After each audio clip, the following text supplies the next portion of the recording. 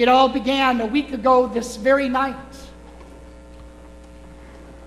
Why, that which began were great crowds that were assembling throughout this country, great crowds and groups of people that were setting records. There were great crowds of people, and those crowds were made up of different generations, people from the baby boomers to the millennials to everything in between. By beginning a week ago this very night, the crowds gathered, and they gathered in lobbies, lobby after lobby after lobby.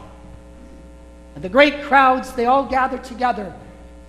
Even though there was such diversity, different economic upbringings, different political views, different ideas and opinions, and yet all of these people that crossed generational lines, all these people from different upbringings, all these people gathered together in great crowds, in record crowds. And they gathered in lobbies that smell of stale butter and popcorn, with a ticket in their hands. And they were all gathered for one reason, for one purpose. They wanted to know, they wanted to see with their very own eyes, is he alive or isn't he? So they waited in the lobby, they smelled the popcorn and the butter, and they entered into a dimly lit theater. And there they awaited the big screen to turn to light, to be able to play out for them the battle between darkness and light, the battle between good and evil, the battle between right and wrong, and ultimately to answer the question, is Luke Skywalker alive or isn't he? You know what I speak of. Star Wars, Episode 7. The Force Awakens. My friends, I was one of those people in a stale lobby that smelled of butter and popcorn, and I had a ticket in my hands, and I too wanted to see it all play out once again. The great battle between darkness and light, good and evil, right and wrong. And in the end, in the quest, in the search for Luke Skywalker, would he be alive or is he dead? Don't worry, those of you who haven't seen the movie yet, the secret is still with me. I won't tell. But nonetheless, we were able to see played out on the big screen right in front of our very eyes that tension that exists between darkness and light, good and evil. Why, we saw it played out with hairy creatures and with incredible weapons. We saw it played out with lightsabers, and why, we saw it played out with crazy robots.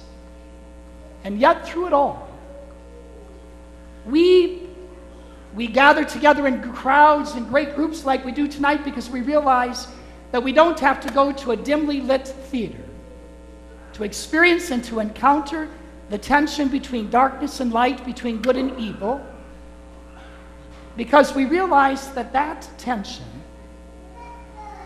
is played out in the dimly lit theater of our very lives. It's why we're here.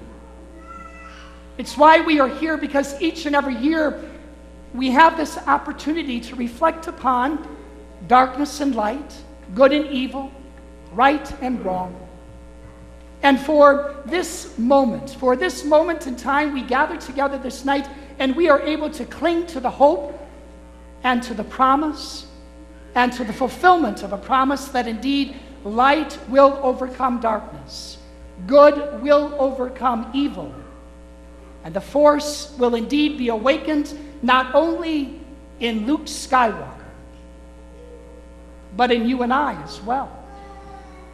Because you see, that's what Christmas is about. It's not just a one-day event. It's not just an opportunity for you and I to gather on the 24th or the 25th of December to reflect upon a child that was born 2,000 years ago.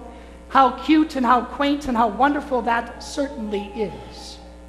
but you and I gather each and every year so that we might find hope again, that we might be inspired again, that the force might be awakened within us again, to be able to recognize that light will triumph over darkness, and good will triumph over evil.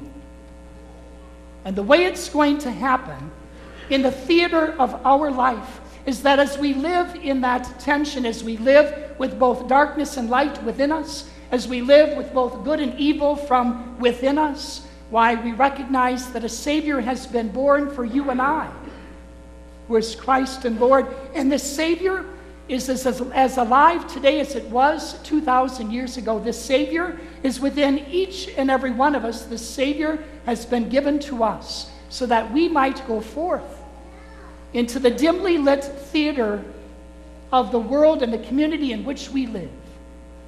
And there, you and I will be invited to radiate light. There, you and I will be invited to be instruments of peace. There, you and I will be called to be people who reconcile, who forgive, who extend a kind word, who lend a helping hand. There, you and I will give birth once again to Emmanuel, God who is not out there, who is not up there, who is not over there, but God who is in here. And that is the God who promises to be once again made manifest, but it will only happen, my friends, if the force awakens within each and every one of us. A force that comes not with strength of arm, a force that does not come as one in battle, but no, the force that awakens within us is the force of a baby, of an infant cooing in a manger, who invites you and I to embrace peace, who invites you and I to become forgiveness, who invites you and I to extend mercy, who invites you and I to be the force that will awaken and transform this world over and over again. So great crowds, as you can see, gather here tonight. We come from different backgrounds. We come from different economic upbringings. We come with different political ideas and opinions. We come here with a singular purpose: to recognize that the tension between darkness and light, good and evil, is real. But that light and goodness and kindness and mercy, why those will be the force that has the final say, because we gather tonight as a people and we believe. We believe in Emmanuel. We believe the force has awakened.